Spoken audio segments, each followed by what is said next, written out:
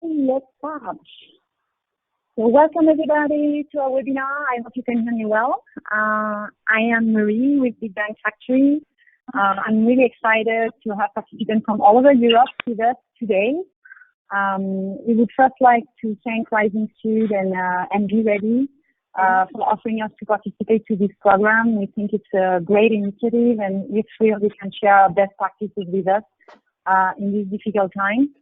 We will really love this webinar to be as interactive as possible. So in order to do that, we will ask you to please test the chat section. So you see in the webinar interface, there is a chat section. If you want to say hello, maybe tell us where you come from. Hi, Sophia, nice to see you here. Hi, John. If some other people want to send us some message to make sure this works.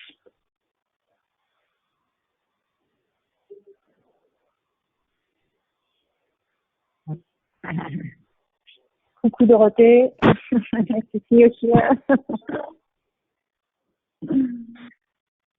Okay, so there are many of you, so I think you should get more messages on that. Hi Giuseppe, are you from Munich? Nice. So you hear as well, great. Hello Arnaud, nice to see you here. We have Manfred from Südtirol. I hope I said right, I'm sorry if I don't.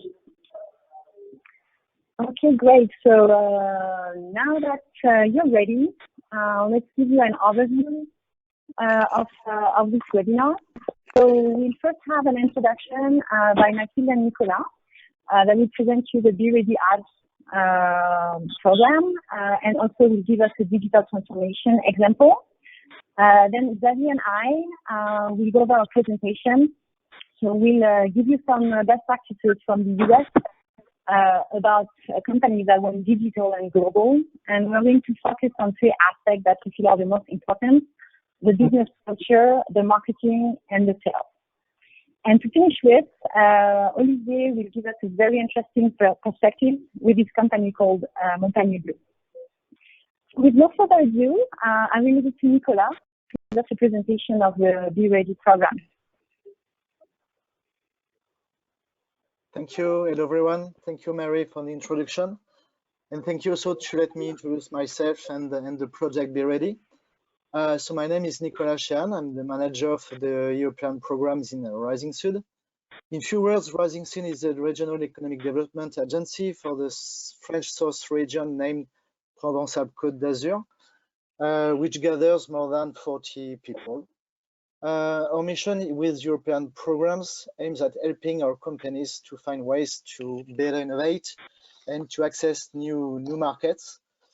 For instance, we are a member of the Enterprise Europe Network, which is the largest network in the world for the support of SMEs in their internationalization processes and their innovation process as well.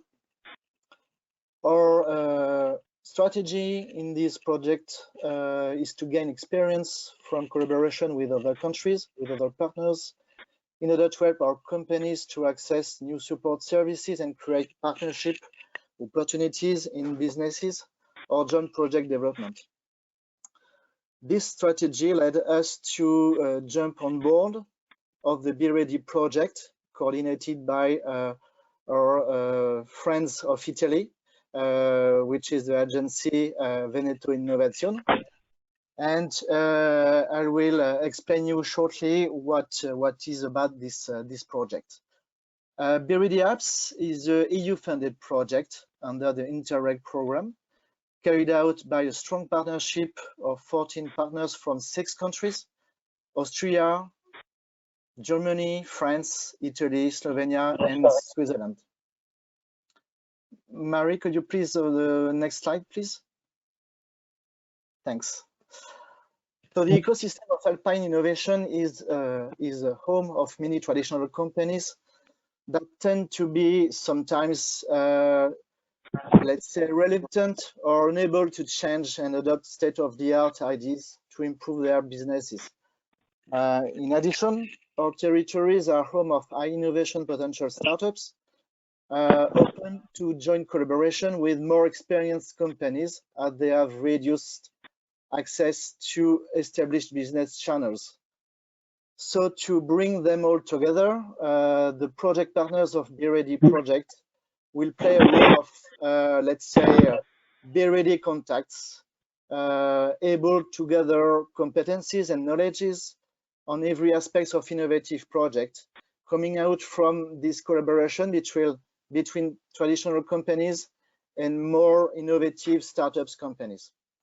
In conclusion, BE-READI apps will intend to stimulate traditional SMEs to launch, let's say, a second life through the creation of new value chains extended at an inter-regional level. As you can see on the slide, our support scheme is in 5 steps, going through tours and events, facilitating ideation, facilitating strategy planning, and facilitating connection between companies through matchmaking events to find new partners and new funding opportunities. Today, the project is just starting. We are in the starting blocks of step 1, and we are ready and available to help you, companies, in this first phase of project ideation, bringing you some new tools and experiences like those on digitalization we will discuss during this webinar. So don't hesitate to coming back to us, to contact us after this webinar. And now I'm pleased to leave the floor to my colleague Mathilde. She will illustrate how, let's say, traditional company turn its activity into a real success story, thanks to a strong digitalization pivot. Thank you, Nicolas. So, as you said, the business case I'm going to talk about is based on a French SME based in the south of France called École. And thanks to a digital pivot, they multiplied their turnover by 18, from 1 million in 2008, so before the digital pivot, to 18 million euros today. Wow, that's a big achievement, Mathilde. So we want to know more about that. Can you tell us a bit more about École, what they do? It's an SME created in 2001, specialized in cycling equipment. They make clothing, helmets, eyewear, shoes, and other accessories. And they are the sponsor of the base cycling champions, either individually or their cycling teams. So you may know Romain Bardet, Julien Alaphilippe for the French part, André Greppel for the German part. I know that there are some Germans listening to this webinar, and Fabio Aru for the Italian part, and many other champions. Okay, and so why did they become digital? So long story short, in 2001, they had a traditional business model, especially regarding their distribution cycle. They work with every player that you know, Decathlon, Go Sport, etc., retailers, wholesalers, but they were facing many constraints. First constraint was that they had a low bargaining power with these large retailers and wholesalers, which in turn led to low margins. Second, they faced difficulty when trying to co-develop products with them. And third, these actors didn't have much stock, which in turn put pressures on École storage capacity. So many constraints, low return. 2008, first step. They began with the showcase website. It was just to promote their products, their sponsors, and their expertise. But they soon realized that it would be better for them to turn it into a commercial website, but just to increase their web traffic. That was just the initial goal. So they continued their traditional business model, but they launched this website. The first year of the website, they made 50,000 euros just for this website. And they had over 1 million euros of global turnover. So it's a small part. But in 2010, it was a turning point because only with this website, they made 1.5 million euros. So even more than their global turnover. So at this point, they decided to go 100% digital.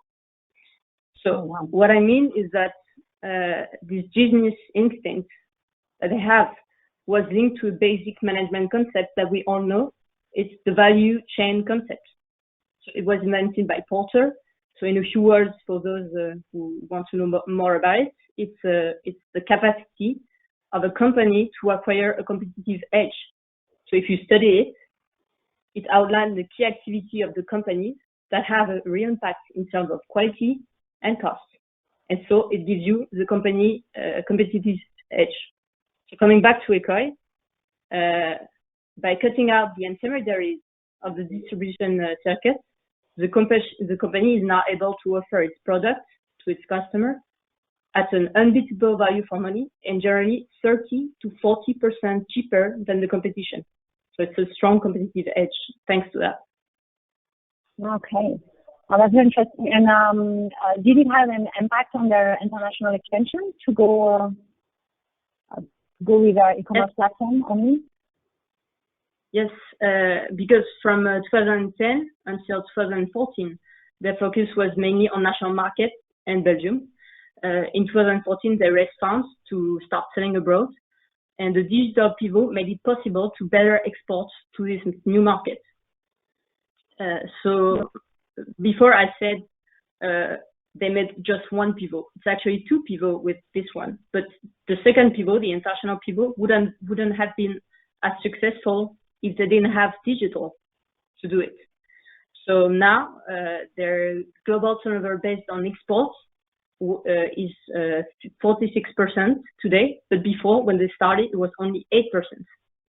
And today it's even more important because of this sanitary crisis. The CEO just texted me today and told me, Mathilde, hopefully we have international markets because of the measure, the health measure in France that strictly limits the moves. We have international markets which have sometimes less health measure that limits this move, and so it helps the cycling market to keep afloat. No, so that's good for them that they could diversify their market with the COVID-19. Okay, I understand. But the question that we all have when you go digital like that and you don't sell anymore in the shop is how do you generate traffic on your website, and how can you keep this level of sales and even increase it? What was their strategy?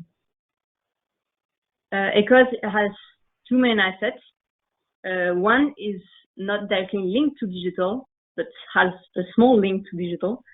And the second one is totally linked to digital.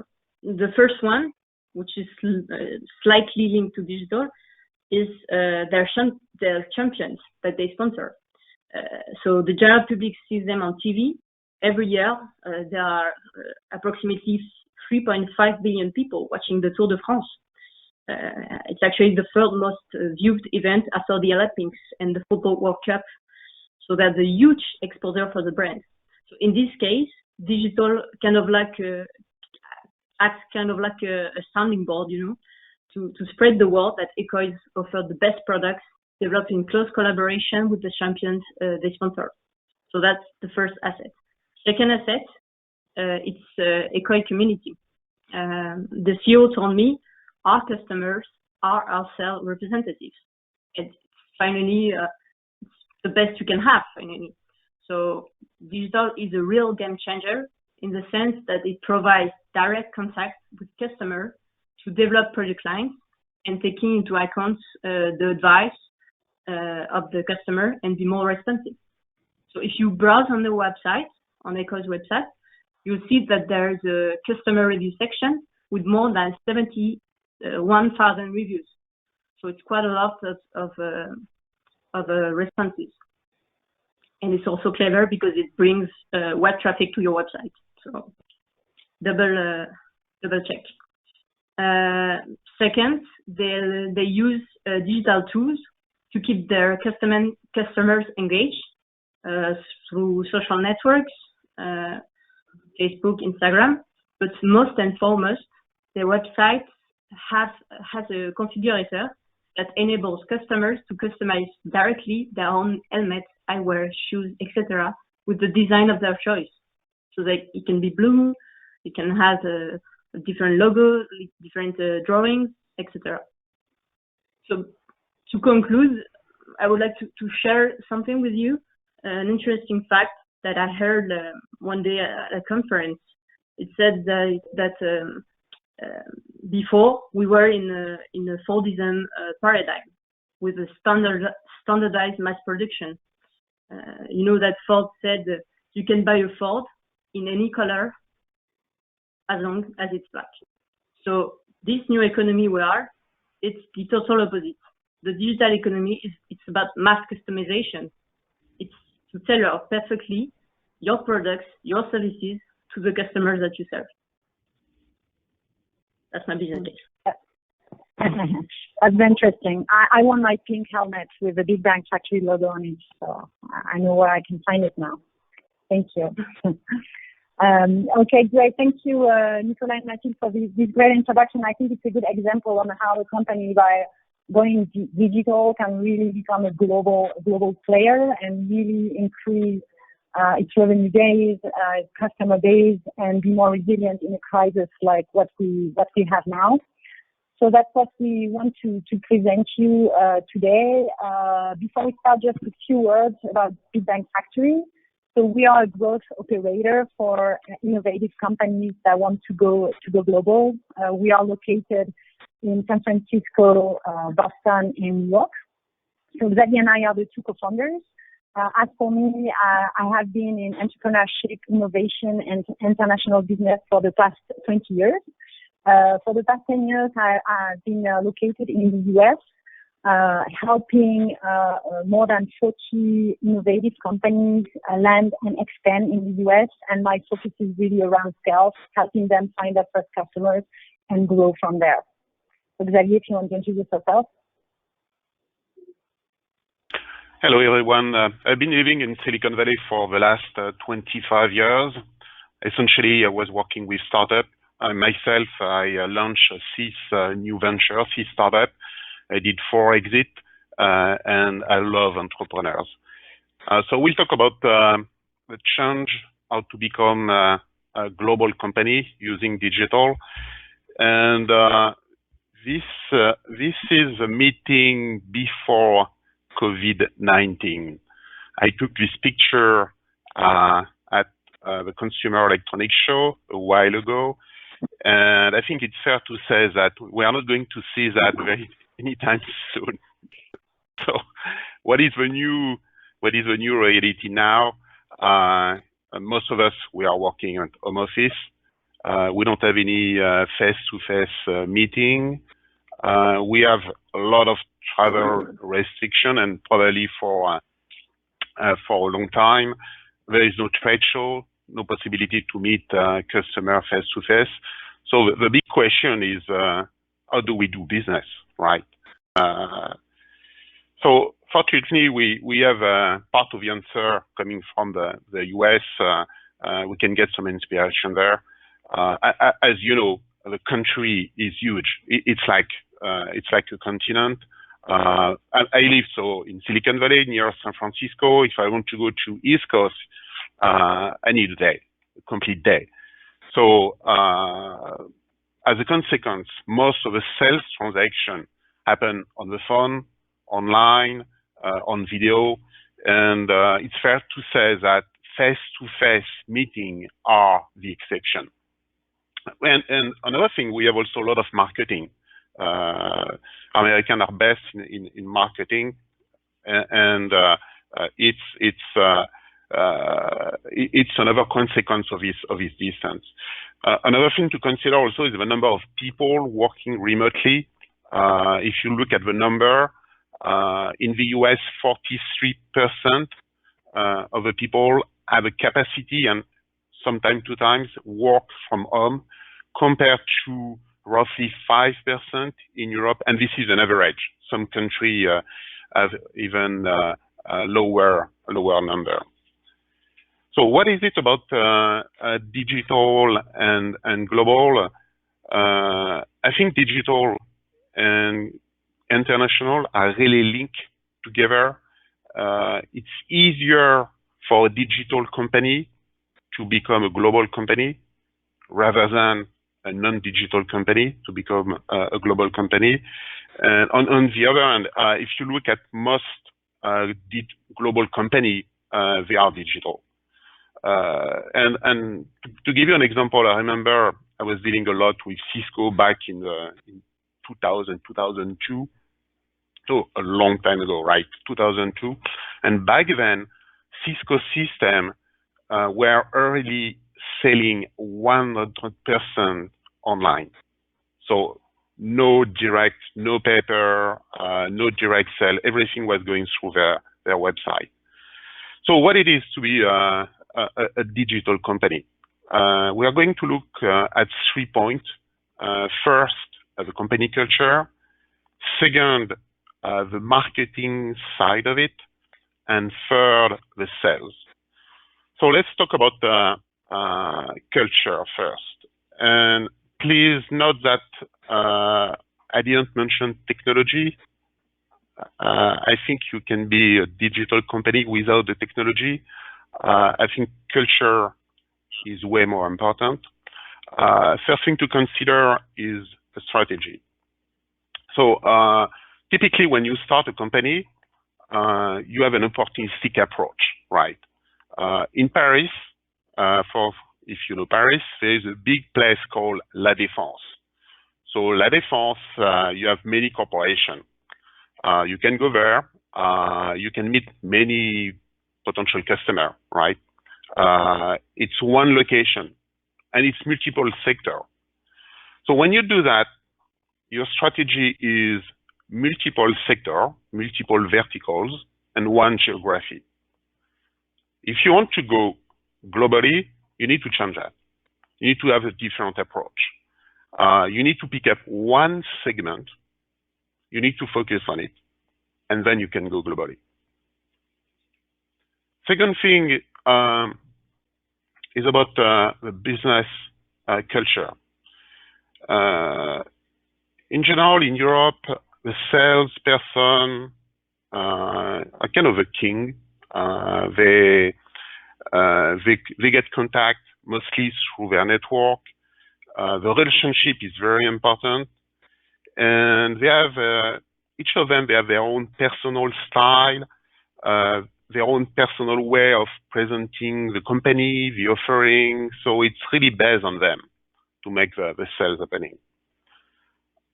With a marketing approach, you have a different way of presenting. You have one way of presenting your value proposition. And it's going to be the same for all your team, all the salespeople. It's going to be the same for your partner as well. There is a definition of sales versus marketing that I like. Imagine you have a big room. You have like 100 people in this room. If you have a sales approach, you're going to go to each person.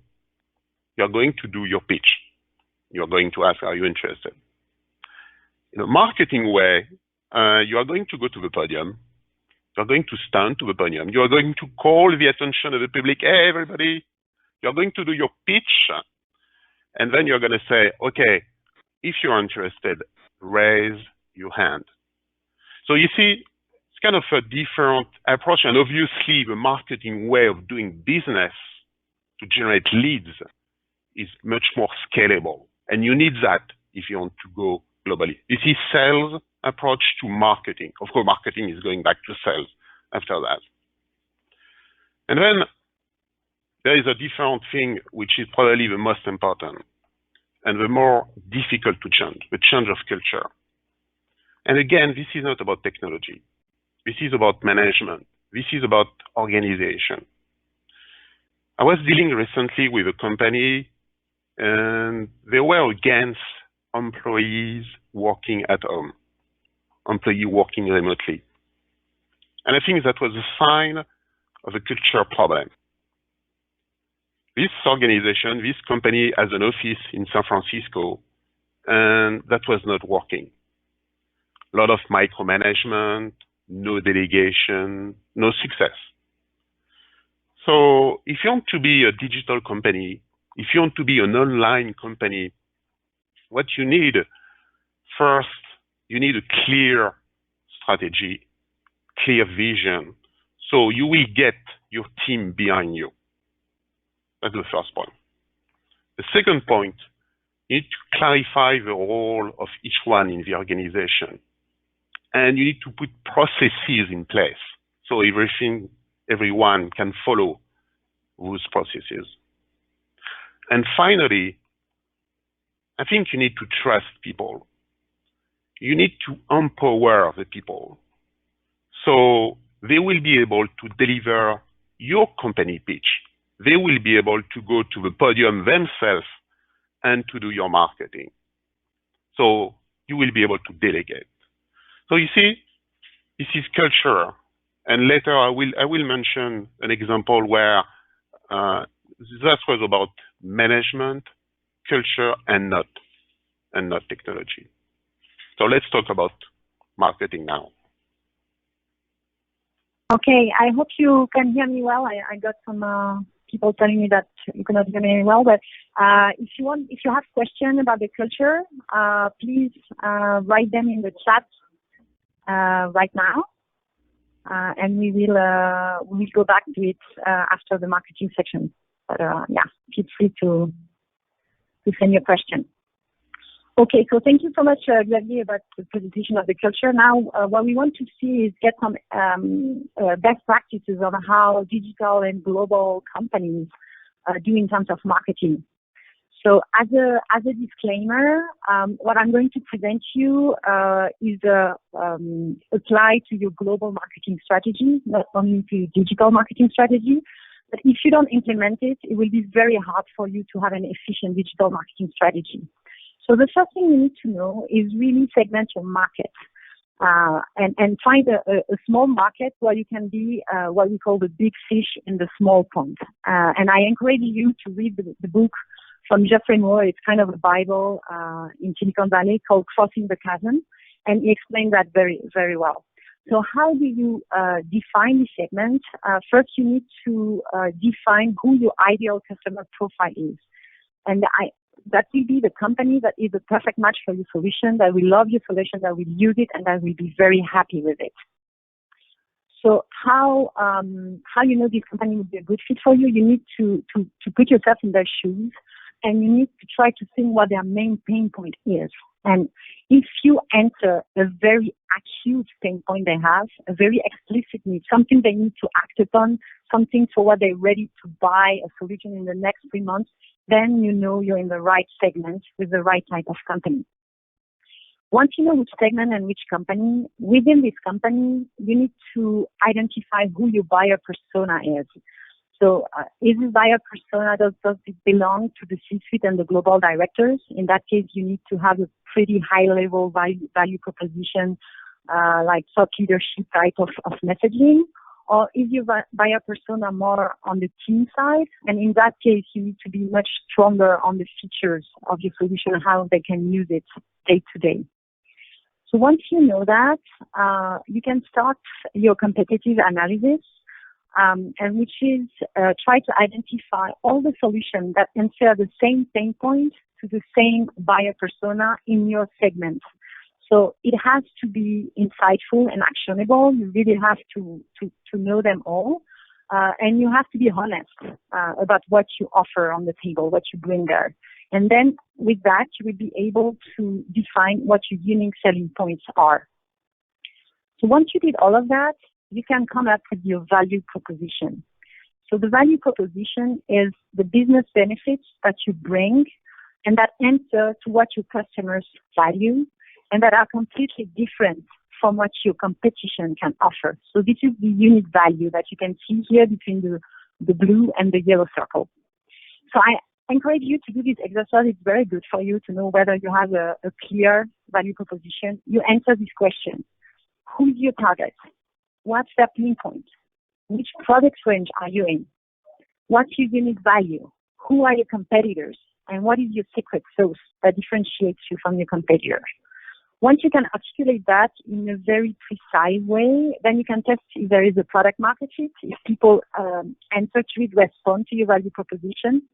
And once you're good with that, that's when you can start implementing a content marketing strategy.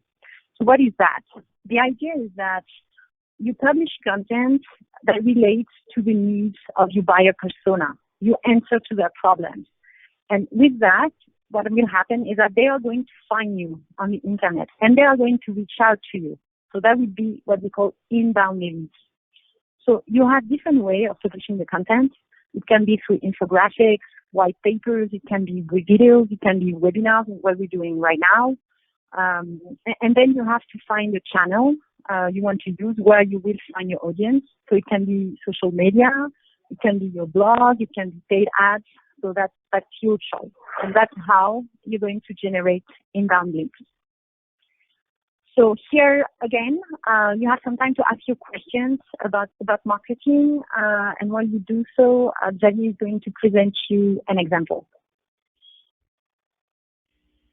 So BRICS is a company I started back in 2002, so a while ago, and it was an interesting case. We're kind of applying these rules before knowing the rules.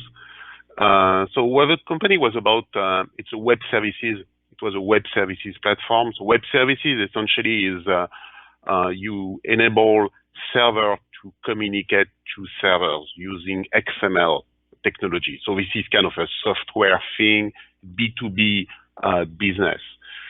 We were in Silicon Valley, nice technology. So we started selling that in Silicon Valley and ended up with no success at all.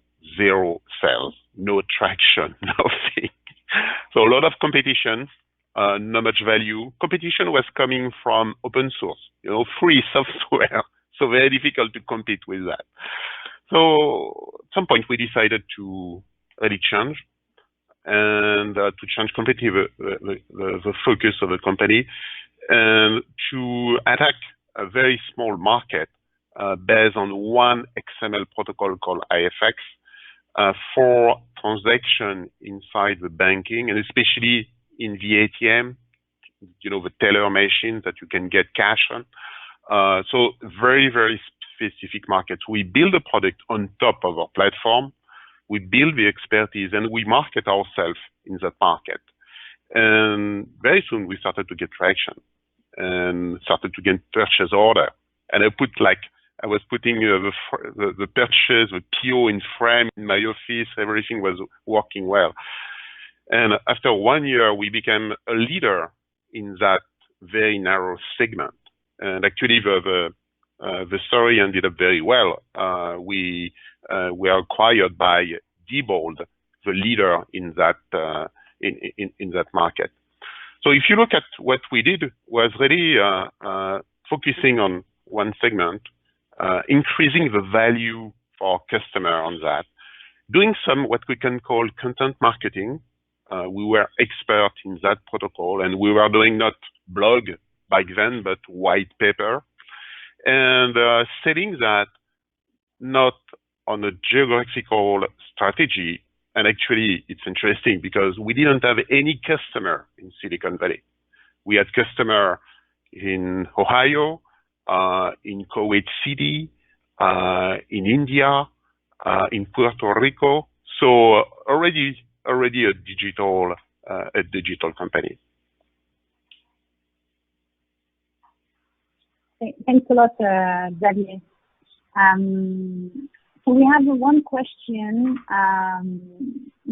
from Arnaud. If we could share good practices to change the corporate culture, going back to the culture section. Do you want to answer that, Xavier? Yeah, okay, that's a tough one. So I'm not a coach per se in terms of management. What I can say is that it's not about one person. It's not about just the CEO. It's really about the team.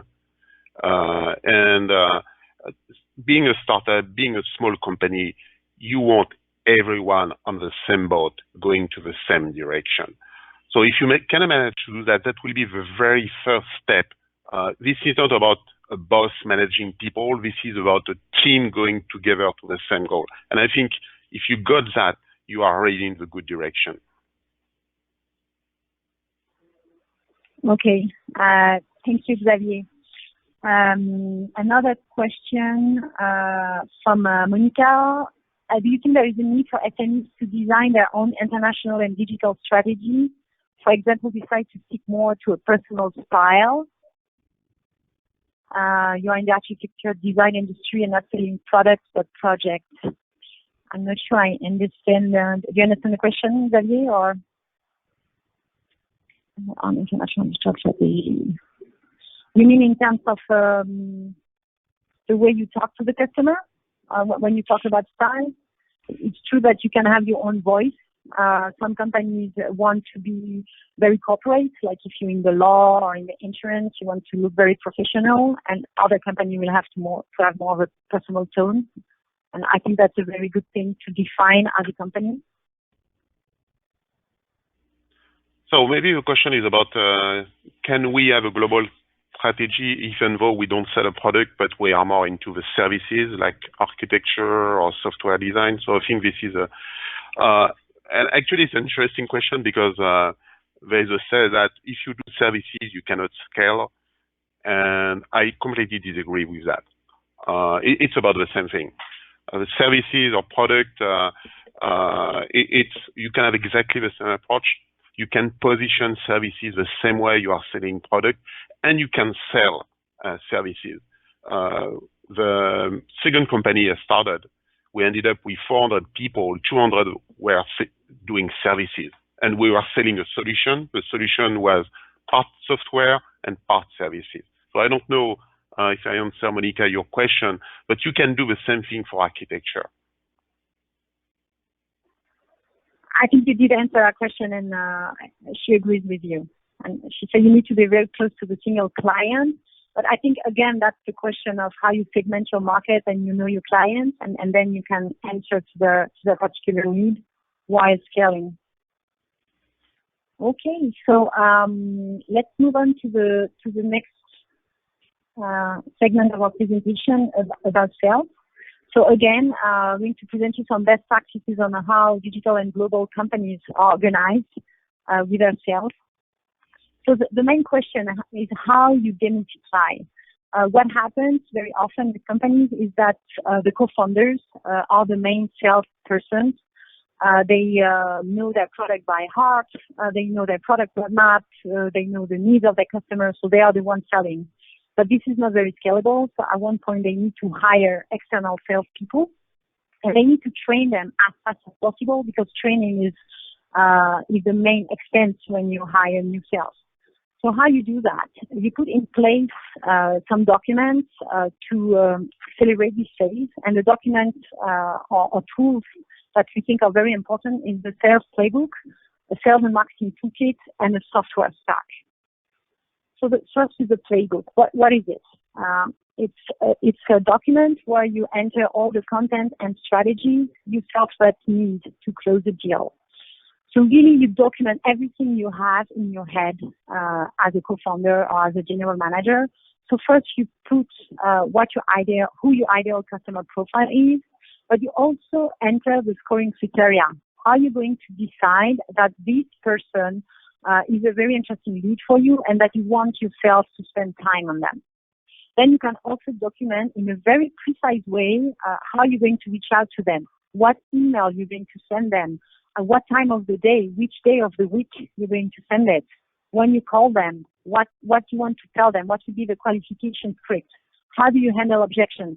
So you put that in your document and you share it with your whole team so that as a team you all become better salespeople. You can also enter your compensation plan and explain very, very openly how you're going to pay the commission to your salespeople. And this way you enter in this culture of transparency that Xavier was talking about at the beginning of this presentation. The second thing is really offering all the marketing, sales, and legal toolkits that are really different based on the customer journey. When they just want to know about your company, they're not sure they have an issue. You need to have the right type of document. Whereas at the end, if they are interested that they are hesitating between two companies, you need to come with really pricing, ROI model, testing platform, or even NDA. You salespeople must have everything at their disposal so that they can go faster and they can be more professional. To finish with, these are the tools, the digital tools you can use to really accelerate your sales process and automate a lot of the repetitive tasks. What I can tell you is tools are tools, and to make them efficient, you really need to build a process around it. Especially if you use a marketing automation platform or a CRM, you have to define as a team what is a lead, what is a prospect, what is a deal, and when you are going to change the stage so that you can be much more efficient and you can collaborate much better with each other. Other than that, we have other tools here that, like the e-signature, that can expedite the process of getting your contract signed, and obviously all the video conference and collaboration tools that you all must be familiar with in this difficult time. So again, if you have any question around sales, feel free to ask them now. In the meantime, I'm going to give you an example. Yeah, that's an interesting example, actually, about doing sales remotely, right, Marie? Because you are the one who closed it. So maybe you can tell us this story with a startup and a bank in the US, right? Yeah, exactly. So I've been working with Atel, and what they do is they offer a virtual reality training platform that enable large enterprises to really accelerate the onboarding of their salespeople with virtual reality content. And what was very interesting is that, I closed a deal with a very large bank in the west of the US that will deploy the platform within 600 branches. And I just had 2 calls to close the deal. One was with the VP Talent and Development. I had half an hour with her. And then I had a second call with the VP of the commercial banking business unit. And here I had 10 minutes. So I just had 10 minutes to be able to close the deal. And how do you do that? You need to have very straight to the point marketing and sales collaterals. And that's what I had. We had developed a 10-slide deck that explained very sharply the value proposition of the software. We had some videos of the experiences customers had developed on Atel platform to show the customers what they could get with the platform. And then during the 10 minutes, I could do a demo, like online with my GoToMeeting of what the platform was and how you could use it. And that's how I could close the deal. So we go back to the very efficient sales and marketing collaterals. So that's it with the sales part. Xavier, you're on mute. You never met them in person, right, before closing the deal? No. Yeah, I did everything remote. Which was great. So do you have any questions for Xavier and I, or Mathilde and Nicolas?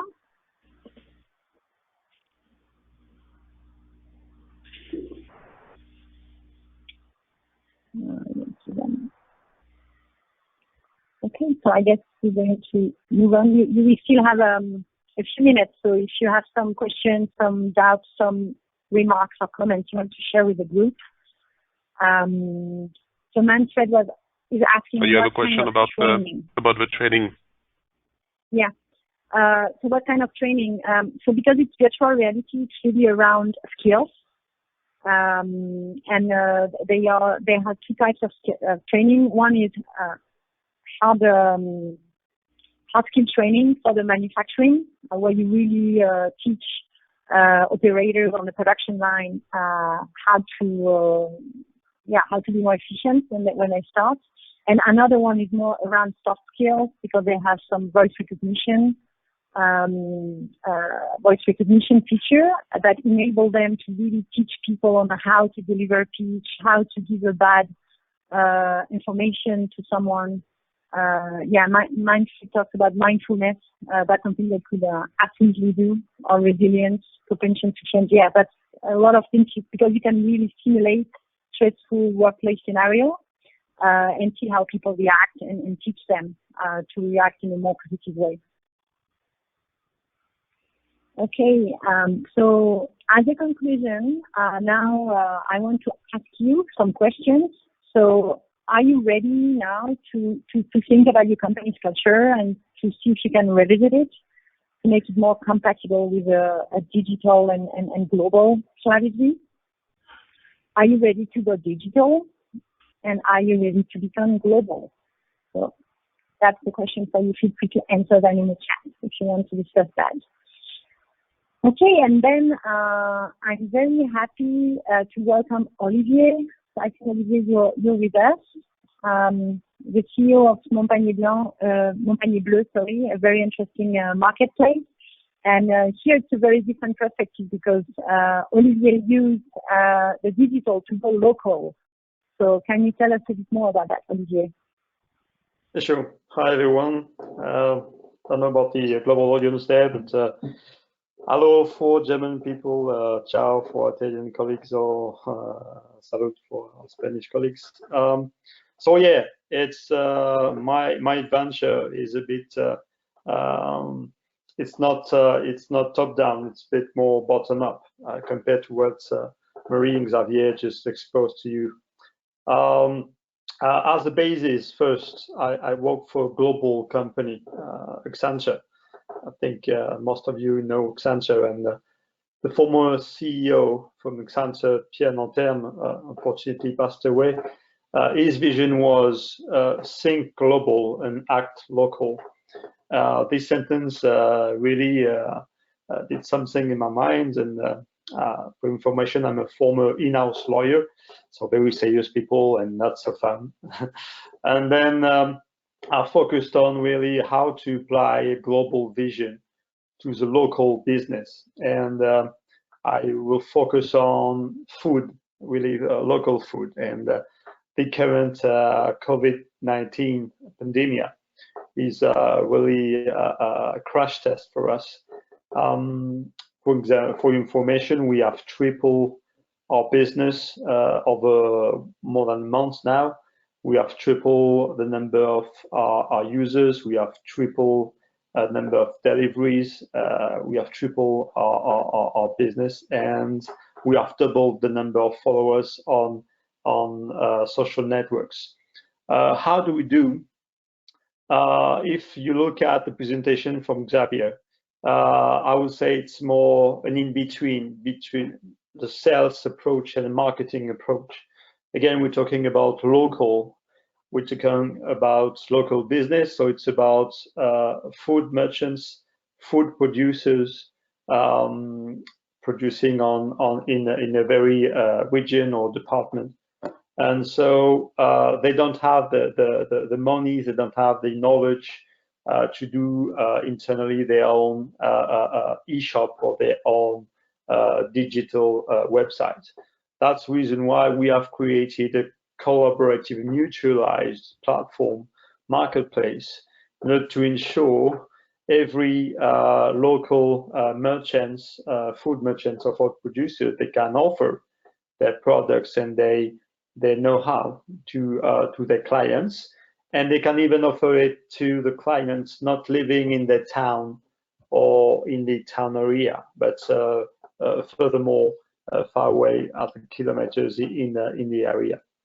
If I go back to the presentation from Mathilde, yes, going to digital for a local merchant or local producer, this can boost the business. They can put them outside the town, and they can and it as a vice versa for the clients. The clients, they also live in towns or villages, and they cannot buy food very close to their home. So now thanks to a digital platform, they can afford it and find quality producers or quality merchants. That was our goal, right? So, and this is an example how to adapt a global approach, global thought to a local need. And the current pandemic, it shows that. So either you are in the business of clothes or services or food or even in building or whatever, you could have this bottom-up vision. And then, for example, my own vision is to develop and deploy our platform in other areas in the south of France at the beginning. And I have several contacts and we work on it. Again, a message from Xavier, it's all about the culture. This global modelization adapted to local and as bottom up to go global.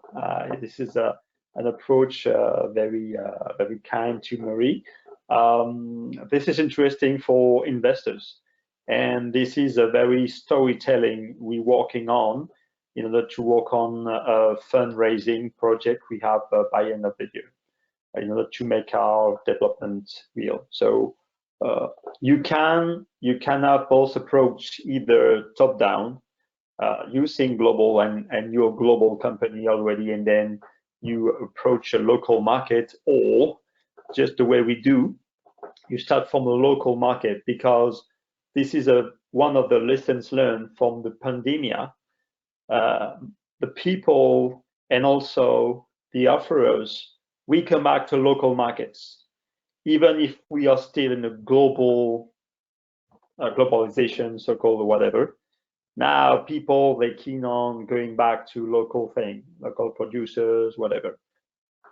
And of course, all these local markets, they're connected, they're interconnected, so they can be global. Anyway, this was the summary in 10 minutes asked by the organizers. I tried to make for you guys, but this is it. I think your perspective is very interesting, because you don't go from global to local. And again, digital can be human. Behind screen, they are human people. And for the communication, as Xavier mentioned, either sales or marketing, it's all about the people anyway. And this is one of the lessons learned from us during the pandemic. All our clients, they really like our human tone behind the screen, behind a platform. And if we compare it to a big supermarket chain or Amazon whatsoever, we can have a relationship that the others cannot have. So that's a possibility of the digital linkages the human being, the people. I think if you don't have if there is no human behind the digital, it doesn't work anyway, because you always prefer talking to a human being than to a machine. So effectively, your marketing has to be human, and that's why you need to think beforehand of who your customer is and how you're going to reach out to them. I think, Xavier, you asked a question on the chat if we have more B2C or B2B companies in the audience. It's true that we are more B2B, so everything we presented you was more related to a B2B strategy. So we have two B2B companies here that answered. And I think, Olivier, you're B2B2C kind of. Yeah. Actually, our marketplace is more designed B2C because it's just particular people buying them. We also have B2B2C because we're making on our marketplace offers, so professionals selling to private. And then in parallel, we also have events activity, which is B2B2C in essence. But that's just the way it is. And if we take our communication on a social network, I'm doing my best. It was in your own presentation. Doing my best every 2 or 3 days. I'm making a short video to come back to the way we deliver during the pandemic, our process, the way we deliver, and the feedbacks from our clients and the questions it's better just to have a chatbot or whatsoever. I just take 5 minutes, and then, yeah, again, it's more direct. And people, you can embrace them and you can put them in your own process. So this local approach, you can then, again, bottom up to global. Yeah. And back to the culture that they talk about. Yeah. Okay, yeah, a lot of people are B2B and both B2B, B2C, B2B, B2C. So I hope you had some answers in what we presented you today. We had a question to know whether Big Bang Factory and BE-READI could help the companies that want to go digital and global. So as for us, Big Bang Factory, that's exactly what we do. We are a consulting firm, so we help our customers reaching their go-to-market strategy to go global. And for us, digital is more a mean than an objective. And we have a program with Rising Speed in France, if you're a French company, where you can also get some support to get access to our services. Then BE-READI also can help you. And here you see, I don't know if you can see very well, but we're going to send you the presentation. There is a link where you can find your BE-READI Ads contact in your region if you have some questions, if you want to be supported in your innovation or digital transformation strategy. So I don't know if we have a couple more minutes if you have some last questions for us or comments.